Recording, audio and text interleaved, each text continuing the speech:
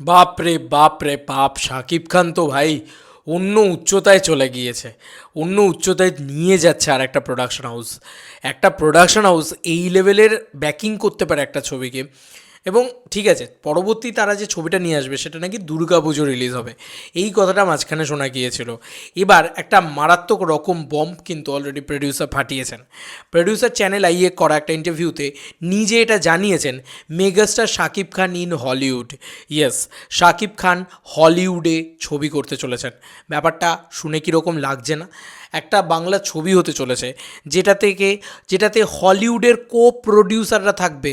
বন্ধুরা, হলিউড থেকে কো প্রডিউসার নেওয়া হচ্ছে বাংলাদেশে। কেন আমার মনে হয় বাংলা চলচ্চিত্রে বোধহয় প্রথমবার এই জিনিসটা ঘটছে, আমি যদি খুব ভুল না করে থাকি। তো হলিউড থেকে বাংলা চলচ্চিত্রে কোনো দিন কো প্রডিউসার এসেছিল বলে তো আমি অন্তত আমার জীবদ্দশায় বা আমার জ্ঞানটা খুব সীমিত, হ্যাঁ বলে রাখি, তাই আমি শুনিনি।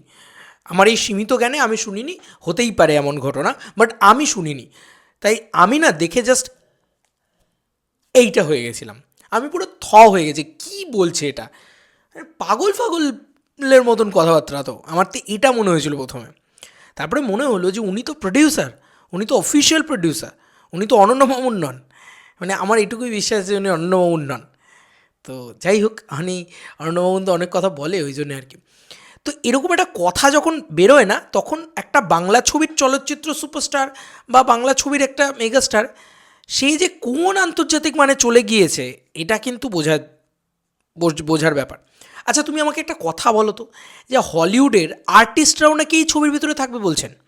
মানে উনি এতটা মানে ক্যাজুয়ালি এই কথাটা বলেন যে অফকোর্স হলিউডের আর্টিস্টরাও থাকবেন এই ছবির ভিতরে। মানে হলিউড থেকে একটা মানে কো প্রডিউসার আসছে, হলিউডে গিয়ে একটা ছবি হচ্ছে পুরোপুরি, বাংলাদেশের প্রথম ছবি। তো সেখানে ভাই মানে হলিউড থেকে আর্টিস্ট থাকবে না কেন? মানে বুঝতে পারছো, বাংলা ছবিতে হলিউড থেকে আর্টিস্ট, মানে এটা মুখের কথা নয়। তো এটা একটা বিরাট ব্যাপার। আচ্ছা, এটা না হয় তবু কথা হল, অ্যামাজন অভিযান বা চাঁদের পাহাড় ইত্যাদি ছবিতে আমরা হলিউড থেকে আর্টিস্ট কিন্তু দেখতে পেয়েছি, কিন্তু আমরা কোনোদিন হলিউড থেকে কো প্রডিউসার এইটা আমরা দেখতে পাইনি। ভারতের সাথে জাস্ট কো ভেঞ্চার করছিল এসভিএফ, তাতেই কি হাইপ উঠেছিল ভাই, আলাদাই হাইপ উঠেছিল। এবং প্রায় 15 কোটি টাকা বাজেটের ছবি নাকি বরবাদ। এটা এটা কী করে এত টাকা খরচা করলো একটা বাংলা ছবির পিছনে ভেবে একটা ভদ্রমহিলা, আমি সত্যি বলছি আমি ভাবতে পারছি না। মানে এটা জাস্ট কী লেভেলের খরচা করছে ভাই শাকিব খানের পিছনে। এবং নিশ্চয়ই টাকাটা রিটার্ন আসবে, তাই জন্য এই জন্যই তো মেগাস্টার শাকিব খান। এবং এই মেগাস্টার শাকিব খান এই নামটা আরও কত বড় হচ্ছে জাস্ট কল্পনা করো তো। হলিউড থেকে কো প্রডিউসার, মানে একটা কো প্রডিউসার, মানে প্রডিউসার ছেড়ে দাও, একটা ইনভেস্টার পাওয়া যায় না ভাই আমাদের এই মার্কেটে।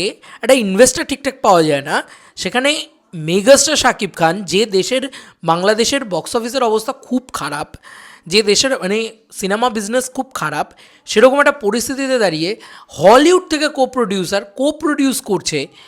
তুমি বুঝতে পারছো এটার ইম্প্যাক্ট কতটা? এবং সেই কো প্রডিউসার কী ভেবেছে যে শাকিব খান আমার টাকাটা তুলে এনে দেবে। ঠিক আছে, তো মানে একটা ছবি হচ্ছে, হয়তো দেখা যাবে হলিউড থেকে, যে ছবিটা হলিউড থেকে কো প্রডিউসার আসছে, মানে মানে 15 কোটি টাকার ছবি বানিয়েছে, এবার কি 50 কোটি টাকার ছবি বানাবে নাকি রে ভাই? আমি জানি না, মানে আমার মাথায় ঢুকছে না, আমার সিরিয়াসলি বলছে আমার মাথায় ঢুকছে না যে 25 কোটি টাকা এই ভদ্রমহিলা দেবেন। ওনার নামটা আমি এক্স্যাক্টলি জানি না, তাই জন্য আমি ভদ্রমহিলা বলে আইডেন্টিফাই করছি, কারণ আমি ভুল প্রোনাউন্স করতে চাই না ওনার নামটা। শারিনজি বা এরকম কিছু নাম ওনার, আমি এক্স্যাক্টলি জানি না বলে আমি ভুল প্রোনাউন্স করতে চাই না, তাই ভদ্রমহিলা বলছি। তো উনি এই যে রিয়েল এনার্জি প্রোডাকশন হাউস, উনি 25 কোটি টাকা দিলে কি আর বাকি 25 কোটি টাকা হলিউড থেকে আসবে? ভাই এই প্রথমবারের জন্য হলিউডের কো প্রডিউসার আসছে ভাই, সাংঘাতিক ব্যাপার। মানে এটা আমরা বলতাম যে শাকিব খান বাংলাদেশে, কিন্তু এটা কথা হতো যে শাকিব খান বিশ্বমানের অভিনেতা।